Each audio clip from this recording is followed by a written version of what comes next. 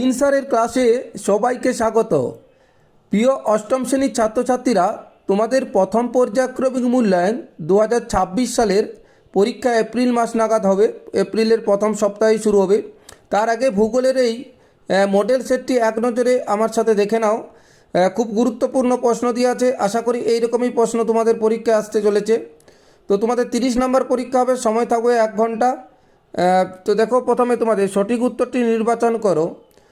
প্রথমে দেখো, সীমা স্তরটি গঠিত, এটা হবে ব্যাসাল্ট, গ্রানাইট, মার্বেল শিলা দিয়ে। উত্তর হবে ব্যাসাল্ট শিলা দিয়ে। 2 নম্বরে কেন্দ্রমণ্ডলের অপর নাম নিফে, নিফেসীমা, ক্রোপেসীমা। উত্তর হবে নিফে। এস তরঙ্গ প্রবাহিত হয় তরল, কঠিন, গ্যাসীয় পদার্থের মধ্য দিয়ে। উত্তর হবে কঠিন পদার্থের মধ্য দিয়ে। 4 দেখো, বজ্রপাতের দেশ বলা হয় বাংলাদেশ, নেপাল, ভুটানকে। উত্তর হবে ভুটান। পৃথিবীর ব্যাসার্ধ হল 6370 কিমি, 5100 কিমি, 2900 কিমি। উত্তর হবে 6370 কিমি। 6 নম্বরে দেখো, নেপালের রাজধানী থিম্পু, ঢাকা, কাঠমান্ডু। উত্তর হবে কাঠমান্ডু। বানানটা একটু ভুল আছে। এই গেল 6 নম্বরে। তোমাদের সঠিক উত্তরটি নির্বাচন করে লেখো। শূন্যস্থান পূরণ করো। শূন্যস্থান পূরণে দেখো, সার্কের সদর দপ্তর ড্যাশ। উত্তর হবে নেপালের রাজধানী কাঠমান্ডুতে। ভূত্বক ও গুরুমণ্ডলের মাঝে আছে। ভূত্বক এবং গুরুমণ্ডলের মাঝে হচ্ছে মোহ বিযুক্তি রেখা অবস্থিত। বিয়ে দেখো, 2 নম্বরে 2টি প্রশ্ন। দারুচিনির দ্বীপ কাকে বলা হয়? উত্তর হবে শ্রীলঙ্কাকে। লাভা বলতে কি বোঝো? ভূগর্ভস্থ মেঘমা যখন ভূ অভ্যন্তরের মধ্য দিয়ে কোনো ছিদ্রের মধ্য দিয়ে ভূপৃষ্ঠের উপরে এসে পৌঁছায়, ভূ অভ্যন্তরের নিচের মেঘমা যখন উপরে এসে পৌঁছাচ্ছে, সেটাকেই বলা হচ্ছে লাভা। নিচের প্রশ্নগুলি সংক্ষিপ্ত উত্তর দাও, যে কোনো 2টি। 2x2। ভূমিকম্পের কেন্দ্র উপকেন্দ্র বলতে কী বোঝো? একটু ভালো করে তৈরি করবে, ছবি আঁকতে হবে অবশ্যই, টিকা টাইপের প্রশ্ন।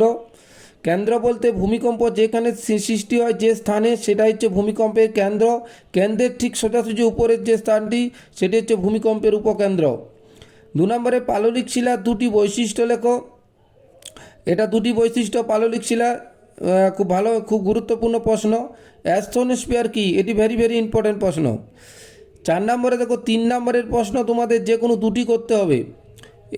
অভিসারী পাশ সীমানা বলতে কি বোঝো? উদাহরণ দাও। 2 নম্বরে ক্যারেজ প্রথা কি? কোন দেশে এই প্রথা দেখা যায়?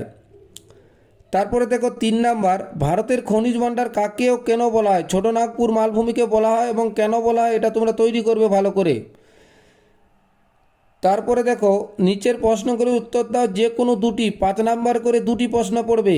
1 নাম্বার, মায়ানমারের খনিজ ও বনজ সম্পর্কে লিখো, চিত্রসহ ভূ অভ্যন্তরীণ ভাগের গঠন দেখাও। 3 নম্বরে, আগ্নেয় শিলা কাকে বলে? উদাহরণ দাও। নিঃসারী ও উদ্ভিদী শিলার 3টি পার্থক্য লেখো। অথবা শিলার শ্রেণীবিভাগও কিন্তু আসতে পারে। তো এই গেল তোমাদের 30 নম্বরের পুরো মডেল সেট। পিডিএফ চাইলে অবশ্যই কমেন্ট করবেন, পিডিএফ অবশ্যই পাবেন। তো এখন থেকে প্রিপারেশন নাও। ছাত্রছাত্রীদের বলবো, অবশ্যই তোমাদের পরীক্ষা ভালো হবে। ধন্যবাদ।